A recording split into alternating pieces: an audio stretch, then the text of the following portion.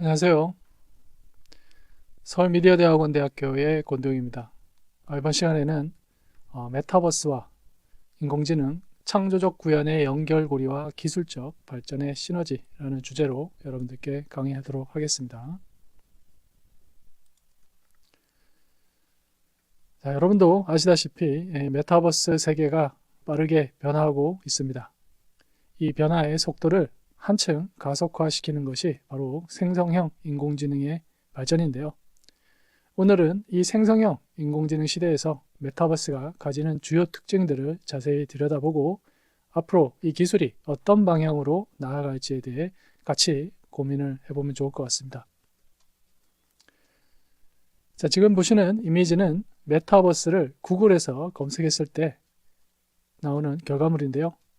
자, 이 이미지들로 현재 우리가 이야기하고 있는 메타버스의 형태를 더 구체적으로 파악할 수 있을 것 같습니다. 기본적으로 메타버스는 가상의 공간을 말하는데요. 이 가상 공간 안에서는 다양한 아바타들이 생활하고 있습니다. 자, 여기서 중요한 건요. 가상 공간과 그 안에서 활동하는 아바타들이라는 점입니다. 이 메타버스라는 용어는 사실 닐 스테판슨의 사이버펑크 소설 스노우 크래쉬에서 처음 사용됐습니다. 이 소설 속에서 메타버스는 실제 세계와 병행하여 존재하는 디지털 가상 공간을 의미합니다.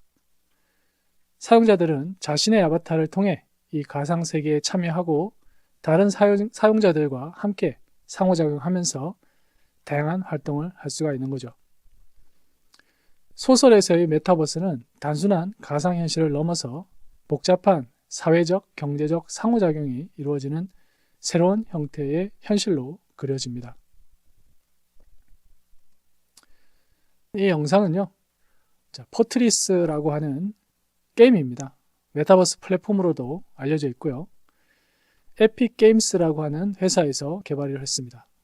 이 포트리스는 사용자가 가상세계에서 자신만의 아바타를 조작하여 다양한 활동을 할 수 있는 게임입니다. 메타버스 중요한 개념도 다 잘 반영하고 있는데요. 자, 여기서 보여지는 후드티를 입은 캐릭터, 이게 바로 여러분들의 대리자, 즉 아바타입니다. 이 아바타는 사용자를 대신해서요, 메타버스 공간에 존재한다는 게 중요합니다. 자, 그리고 다른 아바타와 대화하고 춤추고 사용자의 명령에 따라 공간을 이동합니다. 자, 이 메타버스에서는 현실에서 볼 수 없는 다양한 공간적 효과도 경험할 수 있는데요. 지금 보시는 것처럼 현실에서는 상상도 할 수 없는 그런 공간을 여러분들이 표현을 할 수 있는 겁니다.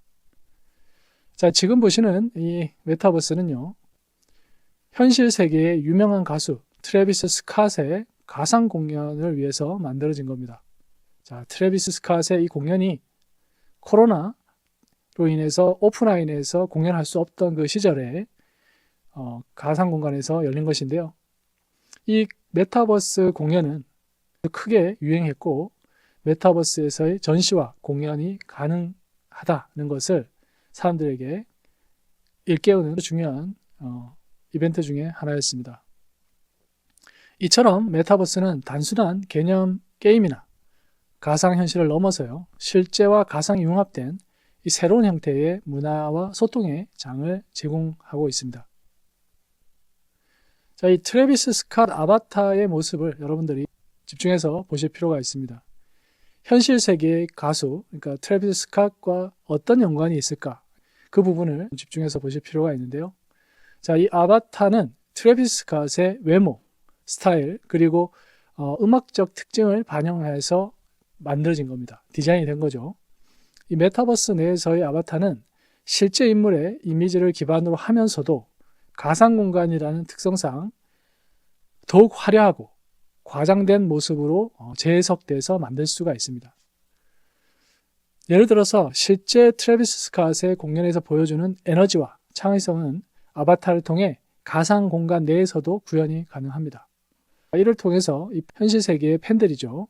팬들은 가상 공간에서의 트래비스 스캇 공연에도 실제처럼 오히려 현실의 트래비스 스캇의 경험을 더 증강시킬 수 있는 형태로 공연을 받아들일 수가 있는 겁니다.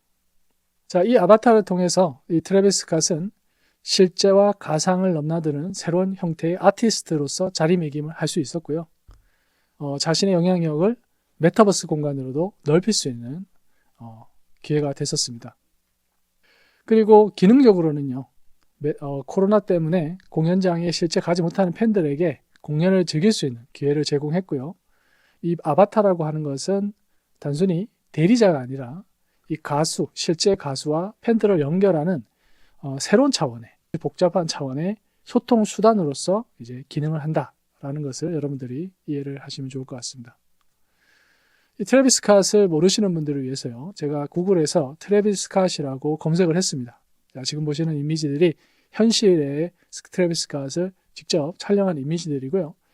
조금 전에 보여드렸던 이 메타버스의 아바타하고 어떤 연관성이 있는지를 여러분들이 살펴보시면 좋을 것 같습니다. 자, 여기에 이제 핵심이 있는데요.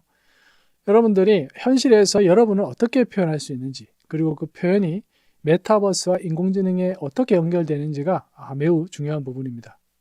자, 이러한 연결은 메타버스가 단순한 가상 공간을 넘어서요, 여러분들의 정체성, 여러분들의 창의성, 그리고 여러분들을 대신해서 소통의 방식을 확장하는 하나의 매체라는 점을 이해를 하시면 좋을 것 같아요. 그러면 이 가상 아바타를 통해서 현실에서는 소통하기 어려웠던, 혹은 여러분들을 표현할 수가 없었던, 혹은 여러분들을 더 잘 표현하기 위한 새로운 방법들은 무엇일까? 자, 이 부분에 우리가 집중을 해야 되고요. 앞으로도 이 메타버스, 그리고 생성형 인공지능이 그런 여러분들의 자아를 탐색하고 표현하는 새로운 방법을 제공한다는 것을 이해를 하실 필요가 있습니다. 자, 이러한 기술을 통해 현실과 가상이 서로 영향을 주고 있고요. 우리의 삶에 새로운 차원의 경험과 소통의 기회를 열어주고 있다는 점을 이해를 하시면 좋을 것 같습니다. 여러분들 스스로의 경험뿐만 아니라 관계에 맺고 있는 다양한 사람들에게 경험을 어떤 식으로 제공해 줄 수 있는지, 자, 이런 부분도 관심을 가지실 필요가 있습니다. 자, 그래서 조금 이제 정리를 좀 해보면요, 이 메타버스를 디자인하는 과정을 크게 두 부분으로 나눠볼 수가 있습니다. 공간 디자인과요, 아바타 디자인으로 나눌 수 있다는 점에 주목하는 것이 매우 중요합니다. 공간 디자인은 메타버스 내에서 사용자들이 경험할 수 있는 가상의 환경을 구성하는 요소로서요, 사용자의 몰입감과 상호작용의 질을 결정짓는 핵심적인 부분입니다. 이는 사용자가 메타버스 내에서 느끼는 공간적 경험의 깊이와 넓이를 결정하면서요, 실제와 가상의 경계를 허무는 다양한 가능성을 제시하는 거죠. 자, 하지만 이번 발표에서는요, 특히 아바타 디자인에 좀 초점을 맞춰서 설명을 드리려고 합니다. 이 아바타 디자인은 이 메타버스에서 여러분의 자신을 표현하는 직접적인 수단이 되고요, 사용자는 이 아바타를 통해서 자신만의 정체성을 구축하고 다른 사람들과 소통하고 메타버스 내에서의 다양한 활동을 진행할 수가 있는 거죠. 그래서 어떤 외모, 어떤 스타일, 어떤 행동을 하면서 여러분들의 개성과 선호를 반영할지, 자, 이 부분이 앞으로 우리가 메타버스에서 소통하는 가장 중요한 부분이라고 생각이 됩니다. 이 아바타 디자인은 사용자가 메타버스 내에서 경험하는 개인화와 맞춤화의 정도를 결정짓는 중요한 요소로서요, 여러분들을 닮은 현실의 아바타를 만들 수도 있고요, 그리고 현실과는 완전히 다른 새로운 어떤 자아를 탐험할 수 있는 또 하나의 부분일 수도 있습니다. 메타버스에서의 아바타를 중심으로 좀 사례를 중심으로 좀 설명을 드리도록 하겠습니다. 자, 지금 보시는 이미지는요, 포트나이트라는 앞서 설명드렸던 트래비스 스캇의 그 공연 플랫폼인 포트나이트라는 게임에서 캐릭터 아바타를 이제 구글 이미지로 검색을 해보면, 자, 지금 보시는 결과를 찾으실 수가 있는데요, 이 게임에서는 사용자가 자신의 아바타를 직접 디자인하는 대신에 이미 디자인되어 있는 여러 아바타 중에서 선택하는 방식을 취하고 있습니다. 자, 그러다 보니까요, 매우 정교하고 세심하게 제작된 결과물입니다.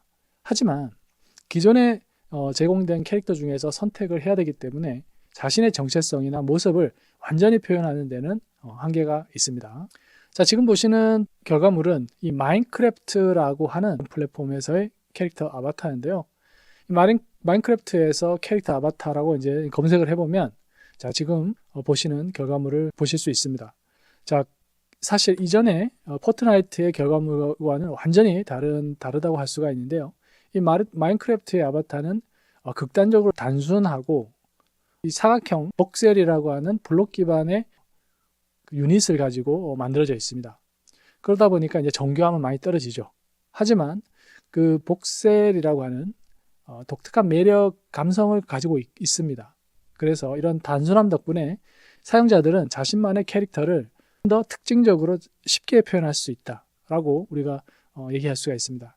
이런 이유로 엄청나게 많은 사랑을 받고 있고 여전히 기능을 위해서 활용이 되고 있습니다. 이 마인크래프트가 단순한 게임 플랫폼에서 시작이 됐지만요. 자, 지금은 이 메타버스의 중요한 영역 중에 하나로 자리를 잡고 있습니다. 특히 이제 초등학생들 사이에서 인기가 많습니다. 사용자가 간단한 큐브 형태의 복셀을 이용해서 아바타도 만들고 자신이 원하는 상상의 공간을 표현할 수 있다는 거죠. 그런 자유도, 그러니까 미리 제공된 어떤 공간을 사용하거나 아바타를 사용하는 게 아니고 그냥 여러분들이 원하는 공간을 만드는 겁니다. 물론 많은 시간과 노력이 필요하고 또 다양한 스킬이 필요하기도 합니다. 하지만 작은 공간이라도 여러분들이 직접 창작하고 만들었다는 데에 대해서 큰 의미가 있는 거고요. 그런 창작의 기쁨을 제공하기 때문에 무엇보다 중요한 메타버스 플랫폼이 됐다라고 이해를 하시면 좋을 것 같습니다. 그래서 이 메타버스 플랫폼, 이 마인크래프트는요, 다양한 영역에서 활용이 됩니다. 그 중에 하나가 이제 교육 부분인데요. 이 교육에서 중요한 이슈는 제가 볼 때는 그런 겁니다. 모든 사용자가 동일한 조건에서 시작한다는 거예요. 다른 메타버스 플랫폼 같은 경우에는 뭐 돈을 주고 사거나 아니면 남이 만들어 놓은 공간적 모델을 그냥 불러와서 사용하는 게 일반적이지만 이 마인크래프트에서는 본인이 직접 창작을 통해서 만든다라는 부분, 이 부분이 이제 교육에서 창의성을 개발한다는 차원과 이제 좀 연결이 됩니다. 그리고 이제 마인크래프트는 기본적으로 상호작용하는 컨텐츠입니다. 메타버스 플랫폼이 단순히 이렇게 보는 컨텐츠도 있지만 실제로 다양한 이벤트를 만들어서 재밌는 상호작용을 연출을 하는 것도 큰 부분인데요. 그 부분을 소화하기 위해서는 코딩을 해야 됩니다. 여러분들이 컴퓨터 프로그래밍을 해서 이벤트들, 상호작용을 구현해야 되는데요. 이 비주얼 코딩이라는 게 있습니다. 요즘에 챗GPT와 같은 생성형 인공지능을 활용해서도 여러분들이 쉽게 코딩을 할 수 있는 방법이 있고요. 그리고 과거에는 다이어그램을 디자인하는 것처럼 블락을 서로 연결해서 만드는 그런 코딩 방법, 우리가 그걸 이제 비주얼 코딩이라고 하는데요. 이 비주얼 코딩을 통해서 이 마인크래프트 메타버스 공간을 구현하는 부분이 있고 아이들에게 프로그래밍의 기본 개념을 가르치고 활용하는 데 있어서 중요한 부분을 교육시키는 데 활용이 되고 있습니다. 그래서 창의력을 자극하고 교육적 가치를 제공하고요. 누구나 쉽게 접근할 수 있다는 점, 이 메타버스 플랫폼에서의 중요한 역할을 충실히 수행하고 있는 메타버스 플랫폼이 마인크래프트라고 이해를 하시면 될 것 같습니다. 자, 이 로블록스라고 하는 이 메타버스 플랫폼도 이 마인크래프트와 더불어서 중요한 플랫폼으로 존재하고 있는데요. 구글에서 이제 로블록스라고 이제 캐릭터 검색해보면 지금 보시는 것처럼요, 이제 결과물 이미지를 보실 수가 있습니다. 이 마인크래프트하고 유사하게 이제 단순합니다. 그리고 개성이 넘치죠. 그리고 이제 이 레고라고 하는 장난감을 연상시키는 이제 모질식 구성을 특징으로 하고 있고요. 그리고 이런 요소들을 이제 결합하면서 자신만의 독특한 캐릭터를 만들 수 있는 겁니다. 이 로블록스의 아바타 시스템은 사용자가 자신의 정체성을 표현할 수 있도록 이 무한한 가능성을 제공하고 있습니다. 그러니까 각기 다른 모양, 색상, 액세서리를 조합함으로써 사용자는 자신만의 고유한 스타일을 만들어낼 수가 있는 거고요. 이를 통해서 이제 중요한 소셜 인터랙션이라든가 또 자신의 창의력을 발휘하는 데 있어서 큰 중요한 역할을 하고 있습니다. 원래는 게임 플랫폼으로 시작했지만요. 메타버스 플랫폼으로서 중요한 역할을 지금 현재는 수행을 하고 있고 전 세계 다양한 연령대의 사용자들에게서 창작의 장을 제공을 하고 개인의 상상력을 현실로 구현할 수 있는 기회를 제공하고 있습니다. 이처럼 이제 로블록스가 사용자가 자신을 표현하고 창조적인 활동에 참여할 수 있는 메타버스의 중요한 예시라고 설명을 드릴 수 있을 것 같아요. 중요한 특징 중에 하나가 이 로벅스라고 하는 이제 일종의 가상화폐를 활용해서 다양한 아이템을 구매할 수가 있다는 겁니다. 구매를 할 수 있다는 것은 이제 다양한 경제 활동이 가능하다는 겁니다. 이 메타버스에서 이 경제 활동, 현실에서의 경제 활동과 더불어서 또 중요한 개념이죠. 메타버스가 활성화되려면 실제로 경제 활동이 중요한 부분입니다. 그런데요, 자, 이처럼 이 단순한 엔터테인먼트를 넘어서요, 교육적 가치와 경제 활동의 장으로서 중요한 역할을 하고 있는 이 메타버스 플랫폼, 이 로블록스가 활성화된 데는요, 이 로블록스 스튜디오라고 하는 강력한 도구가 있었습니다.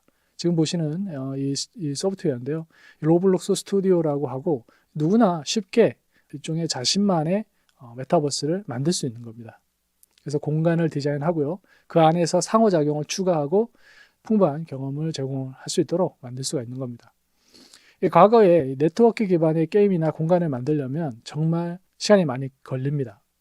처음에 이제 이 네트워크를 세팅하고 사람들이 입장하게 만들고 하는 이런 사전 준비 작업이 시간도 걸리지만 또 고도의 기술적인 지식이 필요했는데, 이 로블록스 스튜디오를 사용하면 몇 번의 클릭만으로도요, 자신만의 공간을 쉽게 만들 수 있다는 겁니다.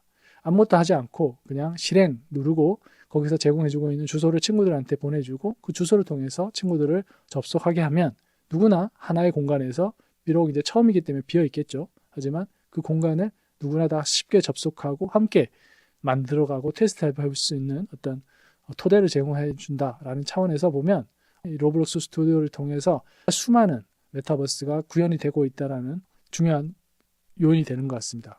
자, 이 로블록스 스튜디오는 사용자에게 코드 작성의 기본을 가르쳐 줄 수 있고요. 앞서 제가 마인크래프트를 설명하면서 이제 비주얼 프로그래밍, 비주얼 코딩 설명을 드렸는데요. 자, 여기서도 일종의 그 컴포넌트 기반의 이 씬을 구현하기 위해서 대부분의 코딩을 쉽게 할 수 있도록 환경을 제공을 해주고 있습니다. 자, 앞으로는 이 생성형 인공지능을 통해서 더 쉬워지고 그리고 자유롭게 구현할 수 있는 부분이 발전될 것 같습니다. 아무튼 지금의 어떤 생성형 인공지능의 핵심은 누구나 쉽게 자신의 컨텐츠를 통해서 자기를 표현할 수 있게 하는 건데요. 생성형 인공지능이 나오기 전에도 수많은 노력들이 있었고 가장 대표적인 마인크래프트나 로블록스가 성공할 수 있었던 이유는 그런 도구를 사람들에게 지원을 했기 때문입니다. 자, 그래서 생성형 인공지능과 기존의 어떤 메타버스 플랫폼 간의 연결성을 우리가 얘기할 때는 제작 도구, 스튜디오 이런 것들이 중요하다는 것을 알 수 있을 것 같습니다. 자, 또 다른 이제 메타버스 플랫폼 중에 중요한 사례가 있죠. 제페토입니다. 이 제페토는 이 아바타 생성 과정을 이제 자동화했죠. 우리가 이 생성형 인공지능에서의 그 자동화 개념을 미리 테스트를 하듯이 이제 적용한 건데요. 사진 한 장을 찍으면 그 사진을 토대로 아바타가 자동으로 만들어집니다. 하지만 그게 이제 랜덤하게 만들어지는 게 아니고 여러분들을 닮은 아바타고요. 제페토에 좀 독특한 스타일이 있습니다. 좀 눈이 크고 동글동글하게 좀 귀엽게 디자인이 되는 경향이 있는데, 이런 어떤 좀 사랑스러운 캐릭터 아바타의 어떤 특징을 가지면서 또 여러분들의 특징을 반영한다는 겁니다. 그리고 또 다양한 어떤 커스터마이즈 기능을 제공을 합니다. 그래서 커스터마이즈 기능을 통해서 여러분만의 아바타로 개인화할 수 있는 가능성이 있다는 겁니다. 하지만 이 제페토 캐릭터가요, 또 단점도 있습니다. 자동화 영역이 좀 너무 크다 보니까 대부분의 아바타가 좀 서로 유사하고 좀 닮아 보입니다. 그러다 보니까 그 자체가 사용자 그룹을 한정시키기도 하고요. 그리고 더 창의적인 자기 표현을 하고 싶은 사용자들에게는 제한된 도구로서 한계를 가지고 있는 것도 사실인 것 같습니다. 지금 보시는 이미지는요, 자, 이 제페토를 활용해서 아이돌 가수 공연을 준비하는 부분입니다. 보통 이 메타버스 공간에서의 그 아바타의 움직임은 미리 만들어 놓은 동작 데이터를 이제 연결하면서 준비를 합니다. 다양한 모션 데이터베이스를 준비해 놓고요. 그 아바타 캐릭터를 동작과 연결하면서 새로운 경험을 만들고 있는데요. 여기서 새로운 어떤 동작을 입력하려면 여러분들이 모션 캡처라고 하는 비싼 장비하고 복잡한 기술이 필요합니다. 이런 부분도 메타버스가 대중화되고 더 풍부한 컨텐츠를 제공하는 데 있어서의 한계가 될 수 있는데요. 이러한 문제를 많이 인식을 하고 있고요.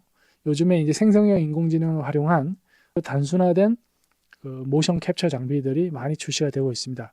단순히 스마트폰으로 촬영한 영상만 가지고도 3D 캐릭터, 3D 아바타의 동작을 연출시키는 그런 기술도 있고요. 그리고 간단한 클릭 몇 번으로 또 여러분만의 캐릭터에 움직임을 넣을 수 있도록 리깅을 하고, 리깅을 한다는 것은 그 3D 캐릭터에다가 뼈를 심어서 움직임을 연출할 수 있도록 준비를 하는 겁니다. 그래서 리깅 작업, 스키닝 작업 이런 부분들이 생성형 인공지능을 통해서 전부 자동화되고 있습니다. 그래서 직관적이고 사용자 친화적인 메타버스 아바타 생성 도구들이 앞으로 계속 만들어지고요. 이런 부분은 기존의 아바타를 통해서 경쟁 활동을 했던 메타버스 플랫폼과 더불어서 하나의 중요한 산업 부분으로 자리매김을 할 거다라고 예상이 됩니다. 그리고 지금 이제 보시는 또 사례는요, 이 또 샌드박스라고 하는 또 중요한 메타버스 플랫폼입니다. 이 캐릭터들은요, 이 마인크래프트와 비슷하게 복셀 기반으로 구성이 되어 있습니다. 하지만 이 마인크래프트보다는 훨씬 더 많은 복셀로 제작이 되어 있고요. 해상도가 더 높다고 할 수가 있습니다. 자, 이로 인해서 캐릭터를 좀 더 디테일하게 표현할 수가 있는 겁니다. 그래서 마인크래프트와 유사하게 캐릭터의 단순함을 유지하면서도요, 스타일을 더 상세하게 만들어서 표현 범위를 넓히는 어떤 장점이 있다고 보시면 됩니다. 그리고 복셀을 작게 만드는 거는 앞으로도 진행이 될 겁니다. 복셀이라고 하는 것은 일종의 픽셀의 3D 버전이라고 이해를 하시면 되는데요. 우리가 해상도가 점점 높아지지 않습니까? 카메라 해상도도 높아지고 또 모니터 해상도도 높아지고, 그리고 앞으로는 공간 컴퓨팅 장치, 애플의 비전 프로와 같은 이제 헤드 마운트 디스플레이 장치가 앞으로 계속 출시가 되는데요. 현재의 해상도보다 훨씬 더 높은 고해상도의 디스플레이 장치가 계속 개발이 될 겁니다. 자, 그러면 컨텐츠도 마찬가지로 해상도가 높아질 필요가 있어요. 해상도가 높아진다는 것은 2D에서는 픽셀의 개수가 많아지고 3D에서는 이제 복셀이라는 개념이 많이 활용이 될 것 같습니다. 그래서 현재는 사실 복셀이라는 개념의 어떤 3D보다는 다른 방식으로 3D를 표현을 하지만 앞으로는 이 해상도 개념을 집어넣은 복셀 개념의 3D 아바타가 더 유행할 거고요. 일종의 이 샌드박스가 보여주고 있는 캐릭터가 일종의 과도기다, 이렇게 이해하시면 될 것 같습니다. 마인크래프트에서의 단순화된 복셀 캐릭터, 그리고 이 샌드박스에서의 작은 복셀을 활용한 디테일한 캐릭터, 그리고 앞으로는 점점 작아지는 어떤 그런 형태로 발전이 될 거다라고 이해를 하시면 될 것 같습니다. 자, 이 샌드박스도 마찬가지로요. 사용자들이 직접 자신의 아바타와 컨텐츠를 창작할 수 있도록 복스 에디터라는 자체 모델링 소프트웨어를 제공하고 있고요. 이 메타버스 플랫폼에서의 중요한 기능의 하나로 이해를 할 수가 있는 겁니다. 이 사례를 보더라도요. 그래서 누구나 쉽게 자신만의 아바타를 만들고 싶어 하고요. 그리고 그 개성을 표현할 수 있도록 해주는 게 이 메타버스의 중요한 부분이라고 할 수가 있습니다. 생성형 인공지능이라고 하는 것은요, 이러한 어떤 창작 프로세스를 훨씬 더 단순화할 수가 있고, 비전문가도 누구나 자기를 표현할 수 있는 어떤 도구를 가질 수 있다는 관점에서 이해를 하면 좋겠다라는 생각입니다. 자, 이런 기술적 발전을 통해서 메타버스의 창작 경험이 개인화되고 있고요. 누구나 자신만의 독특한 캐릭터와 세계를 창조하고 자신의 창의력을 메타버스 안에서 마음껏 발휘할 수 있게 된 겁니다. 다양한 이제 메타버스 플랫폼들을 설명을 드렸는데요. 여러분들 한 가지 또 의문점이 생길 겁니다. 각 플랫폼마다 이제 고유한 특성과 차별화된 스타일을 제공하는 게 이해가 됩니다만은, 사용자 입장에서는 메타버스 플랫폼마다 다 전부 다른 어떤 스타일을 사용하기 때문에 일관되게 자기를 표현하는 게 사실 현재로서는 쉽지 않고, 그게 또 문제가 될 수 있습니다. 이런 문제의 핵심은요, 플랫폼 간의 호환성, 그리고 사용자 경험의 연속성을 보장하는 부분에서 우리가 중요하게 살펴봐야 되는데요. 사실 이 제페토와 샌드박스 사이에서 연계가 시도가 있었습니다. 이 두 가지 플랫폼을 연동해서요, 사용자가 이 두 플랫폼을 번갈아 가면서 경험할 수 있도록 하는 시도였는데요. 앞으로는 이런 부분이 좀 더 이슈가 될 거라고 예상이 되고 있습니다. 이런 문제의 어떤 해결책으로서 이 레디 플레이어 미라고 하는 회사가 있습니다. 여기서 하는 서비스는요, 여러분들이 이제 아바타를 만들게 하는 겁니다. 여러분들이 아바타를 만들 수 있도록 서비스를 지원해 주는 거고요. 이렇게 만든 아바타를 가지고 다양한 메타버스 플랫폼에서 사용하게 하는 게 이 회사의 컨셉인 거죠. 그래서 이런 노력은요, 플랫폼 간의 경계를 허무는 중요한 발전으로 인식할 필요가 있고, 사용자가 이제 자신의 디지털 정체성을 더욱 자유롭고 일관되게 표현할 수 있도록 돕는 서비스다라고 이해를 하시면 될 것 같습니다. 이 레디 플레이어 미 아바타를 사용할 수 있는 스페이셜이라고 하는 메타버스 플랫폼을 제가 소개를 해드리도록 하겠습니다. 이거는 이제 웹 기반의 플랫폼이고요. 웹에서 그냥 누구나 쉽게 접속할 수가 있습니다. 별도의 어떤 프로그램을 설치를 하지 않고요. 그냥 웹상에서 여러분들이 그 웹 주소만 있으면 어떤 메타버스 공간이든 바로 접속할 수가 있습니다. 우리가 이제 줌으로 여러분 화상회의 할 때요, 줌 주소를 보내주지 않습니까? 마찬가지입니다. 이 메타버스 공간 주소를 그냥 보내주면 스마트폰이든 아니면 데스크탑에서든 바로 그 접속해서 메타버스 공간을 가지고 사람들과 함께 소통하고 다양한 협업을 진행할 수가 있는 겁니다. 이 웹 기반의 플랫폼이 아주 중요해질 것 같아요. 이 웹 3.0 시대, 앞으로 이 모든 것들이 클라우드 기반으로 웹 기반으로 서비스가 좀 통합이 된다고 하면 이 메타버스도 마찬가지로 웹을 통해서 서비스하는 게 표준이 될 것 같습니다. 그리고 브라우저에서 3D를 서비스하는 게 훨씬 더 과거보다는 기술적으로, 하드웨어적으로, 소프트웨어적으로 계속 개발이 되고 있습니다. 그래서 더 빠른 속도로 여러분들이 그 브라우저를 통해서 메타버스를 경험하실 수 있다는 겁니다. 이 메타버스가 지속적으로 진화하고 있고요. 그리고 메타버스 플랫폼마다 다양한 고유의 스타일이 존재한다는 것을 제가 설명을 드렸습니다. 이 스타일의 개념과 그 중요성에 대해서 제가 좀 더 깊이 이제 설명을 드리려고 하는데요. 자, 이 스타일이란 무엇일까요? 자, 이 특정 사람이나 집단 또는 이제 기관의 특징이 무엇인가를 이제 표현하는 방법, 이렇게 제가 설명을 드렸는데요. 실제 사례를 통해서 살펴보면 여러분들이 이해하는 데 훨씬 더 도움이 될 것 같습니다. 자, 이건 반 고흐 작품입니다. 자, 구글에서 반 고흐 검색을 하면 고흐가 그린 그림들을 이렇게 보실 수가 있고, 자, 여기서 모든 그림이 다 다릅니다. 하지만 같은 스타일로 그렸다는 것을 여러분들이 확 느낄 수가 있어요. 그게 바로 스타일인 겁니다. 창작자가 어떤 사람이고 어떤 스타일의 그림을 그렸는지를 여러분들이 이해하실 수가 있는 겁니다. 자, 이것도 마찬가지로 바스키아라고 하는 1980년대 뉴욕에서 이제 그래피티 아티스트로 이제 활동을 시작한 화가인데요. 이분의 그림입니다. 이것도 마찬가지로 전부 다르죠. 하지만 우리가 비슷한 스타일이다라고 이해를 할 수가 있습니다. 그리고 지금 보시는 영상은요, 이 액션 페인팅 기법을 창시한 잭슨 폴록의 일대기를 그린 영화입니다. 이 영화의 한 장면으로요, 잭슨 폴록이 이 액션 페인팅을 어떻게 시작하게 됐는지 나오는데, 지금 장면입니다. 자, 그림을 바닥에 놓고 그리다가 의도하지 않게 이제 물감이 바닥으로 떨어지게 됐고요. 이렇게 떨어진 효과에 이제 영감을 받은 겁니다. 그 다음부터는 지금처럼 이제 계속 물감을 바닥 흩뿌리는 이제 액션 페인팅 기법을 만든 겁니다. 그 다음부터는 이제 계속 물감을 떨어뜨리고 뿌리는 작업을 통해서 계속 만들고요. 일종의 새로운 도구 그리고 방법을 통해서 그 스타일이 어떻게 변화가 됐는지를 보여주는 사례인 겁니다. 그 잭슨 폴락의 그림들이고요. 모두 다 다른 그림이지만 동일한 스타일이다. 우리가 얘기를 할 수가 있습니다. 자, 또 다른 중요한 단어를 하나 더 설명을 드리면요. 셀프 익스프레션이라는 겁니다. 자, 자아 표현이라고 이제 한국말로 변형이 될 수 있는데요. 이 메타버스 시대와 생성형 인공지능의 발전에 따라서 누구나 자기의 어떤 독창성과 창조성을 표현하고 싶은 욕구가 있고 그것을 표현할 수 있게 해주는 시대가 됐다라고 우리가 말씀드릴 수 있겠습니다.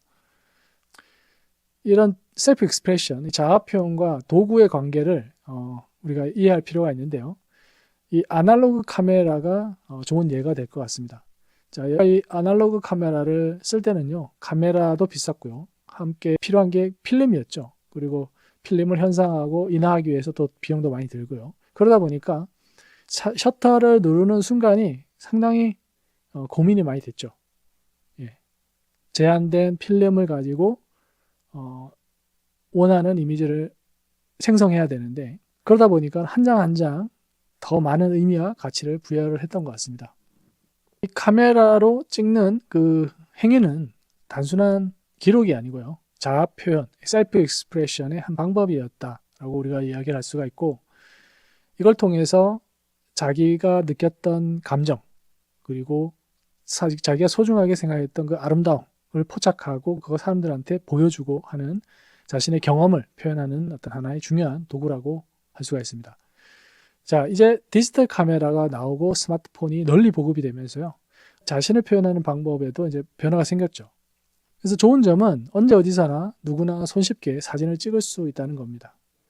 그리고 바로 사진을 확인하고 친구들과 공유할 수가 있는데요. 그리고 또 요즘에 또 워낙 사진 보정 소프트웨어가 많이 생겼기 때문에 사진을 쉽게 다양한 형태로 변형도 가능합니다. 하지만 이제 단점도 분명히 있습니다. 너무 많은 사진 때문에 그 아날로그 사진기를 통해서 느꼈던 그런 감성, 그런 소중함이 사라졌다 볼 수 있습니다. 무엇을 찍었는지, 누가 찍었는지조차 모르는 경우도 많고요. 그리고 이제 최근에 이제 생성형 인공지능을 통해서 이미지 생성이 보편화가 되고 있고, 그러다 보니까 이게 사람이 만든 건지 컴퓨터가 만드는 건지 조차도 이제 분간이 안 가고 의미가 없어지는 시대가 되고 있습니다. 이로 인해서 그런 이미지를 생성하는 진정성이 희석됐다라고 저는 생각되고요. 자아 표현의 수단이라기보다는 그냥 일종의 기능적인 어떤 생산의 목적으로 이미지를 만들고 사진을 찍는 경우가 많아지고 있습니다. 그래서 중요한 거는요, 도구가 가지는 장단점을 잘 이해를 해야 되고요. 여러분들이 표현하고 싶은 게 뭔지, 그러니까 셀프 익스프레션 하고 싶은 게 뭔지를 아는 게 중요하다라고 저는 말씀을 드릴 수 있겠습니다. 그리고 목적에 충실하게 작업을 하는 게 중요하기 때문에 도구에게 묻지 말고 여러분들 스스로에게 물어보는 게 중요합니다. 하지만 생성형 인공지능을 이제 쓰다 보면 컴퓨터에게 물어보죠. 내가 뭘 만들었으면 좋겠는지. 지금 이제 생성형 인공지능을 위해서 이런 다양한 창작 방법론이 계속 발전하고 있는 중인 것 같습니다. 이런 도구를 통해서 여러분들이 표현하고 싶은 게 무엇인지를 더 관심을 갖고 그 부분에 집중하는 게 중요하다라고 제가 말씀을 드릴 수 있겠습니다. 자, 또 다른 사례로요. 제가 직접 디지털 아바타를 만들어 본 경험을 말씀을 드리면요. 지금 이건 이제 제가 만든 이미지입니다. 3D 모델링을 해서 렌더링을 한 건데요. 이 복셀을 이용을 해서 만들었고요. 이 매지카 복셀이라고 하는 모델링 도구가 있습니다. 쉽게 초보자도 이 박스를 쌓는 어떤 직관적인 모델링 방법으로 누구나 모델링을 할 수가 있습니다. 그래서 저는 나에게 소중한 내 반려견 루를 표현을 하기 위해서 디지털 도구를 공부를 했고요. 그리고 그런 도구를 학습할 때마다 나에게 소중한 것들을 표현하기 위해서 동기부여도 받고 사용을 하고 있습니다. 지금 보시는 거는 블렌더라고 하는 전문 3D 모델링 도구고요. 이 조금 전에 보여드렸던 이제 복셀 기반하고는 또 완전히 다르죠. 이 블렌더는 전문 3D 모델링 소프트웨어입니다. 전문가 도구고요. 모든 게 가능합니다. 하지만 사용하기가 어렵고 복잡합니다. 그리고 시간도 많이 걸리죠. 그럼에도 불구하고 이제 이 블렌더를 통해서 뭔가 표현하고 싶은 분들이 많이 있죠. 그 자유도, 뭔가 창작에 대한 자유도는 매우 클 수가 있습니다. 저 같은 경우에는 생성형 인공지능도 활용하고 기존의 어떤 디지털 도구를 활용해서 제가 표현하는 거에 가장 최적화된 프로세스를 기획을 하고 그걸 통해서 만드는 작업을 진행을 하고 있습니다. 지금 보시는 것도 마찬가지로 그 일환으로 만든 건데요. 자바스크립트 중에 3D 라이브러리가 있습니다. 그 자바스크립트 3D 라이브러리를 사용해서 만든 결과물이고요. 이거는 코드를 통해서 만들었기 때문에요. 제가 원하는 움직임들을 쉽게 구현할 수가 있어요. 예를 들면 지금 보시는 것처럼 마우스를 가지고 화면 위를 이렇게 움직이면은 지금 이 선풍기가 위치가 바뀌고요. 그 다음에 선풍기에 의해서 날아오는 방향에 따라서 루의 털이 날리는 것을 복셀로 표현한 사례라고 이해를 하시면 될 것 같습니다. 그리고 이제 자바스크립트를 사용했기 때문에요. 웹상에서 보여줄 수가 있고 웹페이지 접속만으로도 이 3D 모델을 감상할 수가 있는 거죠. 우리가 3D를 만든다는 건요. 그걸 어떻게 보여줄지, 사람들한테 어떤 경험을 제공할지를 생각하고 작업을 해야 되는 게 중요합니다.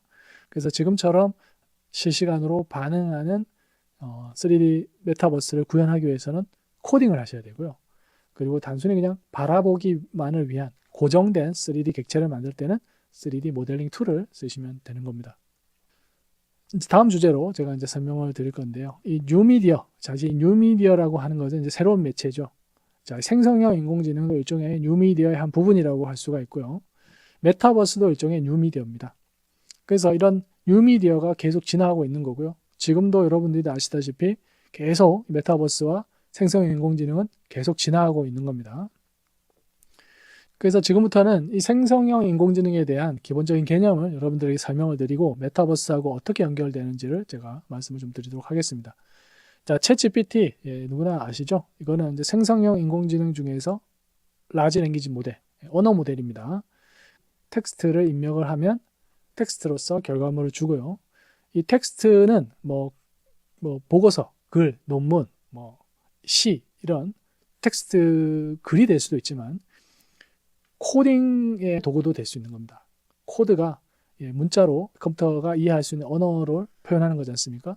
마찬가지로 챗GPT를 이용을 해서 코딩을 할 수가 있다는 거고요. 코드를 통해서 메타버스를 구현을 할 수가 있다는 겁니다. T는 메타버스 구현 도구다라고 저는 이제 자신 있게 말씀을 드릴 수 있겠습니다. 자, 그리고 잘 아시다시피 미드저니, 스테이블 디퓨전, 달리 이런 것 같은 이제 이미지 생성 기술이 활성화되고 있고요. 이슈가 되고 활용이 되고 있지만 사람들의 어떤 자아 표현의 방법으로서 이 툴이 자리매김을 하려면 훨씬 더 많은 부분이 연구가 돼야 됩니다. 일종의 우리가 이미지를 그린다라고 하는 부분에서는 창작자 입장에서 자신의 의도를 마음껏 표현할 수 있는 부분, 일종의 유저 인터페이스라고 할 수가 있습니다. 근데 현재는 텍스트 입력밖에 안 되는 부분이 많기 때문에 그 사용자가 입력할 수 있는 다양한 방법들을 연구할 필요가 있고요. 다양한 서비스들이 그런 부분을 고려해서 만들어지고 있습니다. 앞으로는 이제 그 부분이 더 연구되고 발전될 거다 이렇게 보시면 될 것 같습니다. 그러니까 한 번에 창작해 주는 것과 창작자가 원하는 대로 창작할 때의 과정, 다양한 방법들이 있고요. 그리고 그 창작 과정 자체도 창작자가 직접 그 부분을 구현하고 만드는 부분에서 고민을 해야 되고요. 단순히 이미지를 생성하는 데 있어서 인공지능이 활용됐다면 이제는 동영상도 만들 수가 있고요. 그리고 3D도 만들 수가 있습니다. 이 3D를 생성하는 부분에 있어서는 현재 연구되고 있고요. 포인트 베이스드 점을 이용해서, 그러니까 3차원 점이라고 하면 스피어, 구가 되는 거죠. 그래서 이 공을 이용을 해서 3D를 구현하는 방법. 이 부분이 이제 복셀하고 거의 유사하다고 보면 됩니다. 복셀도 일종의 구가 아니라 이제 큐브가 되는 거죠. 그래서 복셀을 가지고 메타버스 플랫폼에서 아바타를 구현하고 공간을 구현했듯이 이 포인트를 이용을 해서 3D를 표현하는 방법도 중요한 부분입니다. 스마트폰을 가지고 3차원을 캡처하는 방법이 있죠. 그게 이제 뎁스 카메라라는 거고, 뎁스 카메라로 찍은 결과물을 보면은 전부 다 그게 포인트로 되어 있습니다. 자, 지금 보시는 사례는 메타휴먼이라고 하는 서비스고요. 스마트폰을 가지고 단순히 이미지 한 장으로 여러분들을 꼭 닮은 복제한 듯한 3D 캐릭터를 만들 수 있다는 겁니다. 그리고 단순히 형태만 만드는 게 아니고요. 애니메이션까지도 가능하게 한다는 겁니다. 그래서 이제 아이폰 앞에서요. 배우가 연출을 하고요. 이제 실시간 촬영을 해서 3D를 구현을 한 겁니다. 그래서 지금 보시는 결과물이 조금 전에 그 촬영을 통해서 만들어진 결과물입니다. 거의 유사하죠. 그리고 앞으로는 계속 발전할 겁니다. 그리고 지금 보시는 사례도 생성형 인공지능 관점에서 중요한 이슈고요. 단순히 카메라 한 대만으로 캐릭터 애니메이션 영화를 제작할 수 있는 도구입니다. 그래서 여러분들이 그냥 촬영 하나 하고요. 그 촬영된 내용 중에는 이제 사람이 있는 겁니다. 사람이라고 하면 다양한 제스처, 포스처를 취하고 있고 그 자세와 동작을 실시간으로 분석해서요. 캐릭터로 매핑해주는 기능을 갖고 있는 겁니다. 그래서 지금 보시는 것처럼 캐릭터를 사람을 대체해서 넣는 거고 그 과정을 통해서 캐릭터 애니메이션을 만들 수 있는 겁니다. 과거에는 이런 캐릭터 애니메이션 하나 만들려면 정말 많은 시간과 그리고 전문가들이 필요했는데요. 지금은 그냥 스마트폰 하나만 있으면 누구나 쉽게 캐릭터 애니메이션을 만들 수 있는 시대가 됐다. 이게 단순히 테스트가 아니고요. 상용화된 서비스고요. 여러분들이 직접 해보실 수가 있는 겁니다. 그리고 이 사례는요. 이 챗 GPT, 언어 모델이죠. 이 언어 모델을 아바타에다 연결을 한 겁니다. 그래서 아바타가 말을 하는데요. 그 말하는 그 텍스트가 챗GPT에서 만들어진 겁니다. 그러다 보니까 과거의 아바타하고는 완전히 차이가 있는 거죠. 앞으로는 이 챗GPT를 쓰는 인터페이스가요, 텍스트 기반의 UI이지만 메타버스로 대체될 확률이 높습니다. 현실에서 선생님하고 대화를 하듯이 그 메타버스 공간에서 교육을 할 수도 있고요. 그리고 교육뿐만 아니라 뭐 의료 서비스라든가 또 고객 서비스라든가 이런 것들도 모두 메타버스를 통해서 챗GPT와 같은 언어 모델이 탑재된 아바타가 대응을 하는, 사람인지 컴퓨터인지 분간이 안 되는 그런 걸로 만들어질 거고요. 그리고 텍스트 입력만으로도 이제 3차원 생성을 해주는 서비스들이 계속 나오고 있습니다. 이것도 지금 그 사례 중에 하나고요. 우리가 생성하는 부분은 제가 말씀드렸다시피 창작자 입장에서 유저 인터페이스, 그 창작 프로세스 체계가 아직 안 잡혀 있다 보니까 아직 그 불편한 게 많이 있습니다. 하지만 계속 실험이 되고 있고요. 이미지 생성 도구 같은 맥락에서 개발이 될 거고, 메타버스랑 연결되면서 훨씬 더 그 생성 인터페이스가 서비스가 될 겁니다. 이번 강의에서 계속 이제 아바타를 중심으로 설명을 드렸는데요. 가장 메타버스에서 집중해서 살펴봐야 될 부분이 아바타이기 때문에 말씀드린 거고, 이 아바타 이외에도 정말 많은 부분들이 있습니다. 뭐 한 가지 예를 들어 드리면, 이 현실 공간에 사람을 디지털 세계로 표현하는 부분이요, 이 디지털 트윈이라는 개념으로 알려졌죠. 하지만 이 디지털 트윈은 단순히 외형을 복제하는 것 이상으로 훨씬 더 많은 차원을 가지고 있습니다. 현실 세계의 그런 의미 체계를 컴퓨터가 이해할 수 있게 만들 많은 것들이 연구가 돼야 됩니다. 그런 기술적인 연구도 있겠지만 다양한 분야의 학문들과 융합을 해서 그 체계를 만들어야 됩니다. 쉽지 않습니다.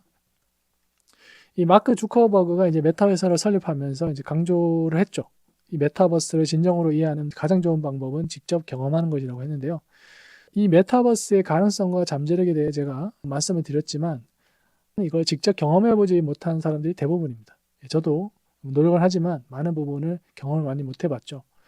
그래서 이런 경험을 하기 위해서는요, 단순한 소프트웨어 개발보다는 실제로 그 메타버스를 몰입해서 경험할 수 있는 새로운 장치들이 많이 필요합니다.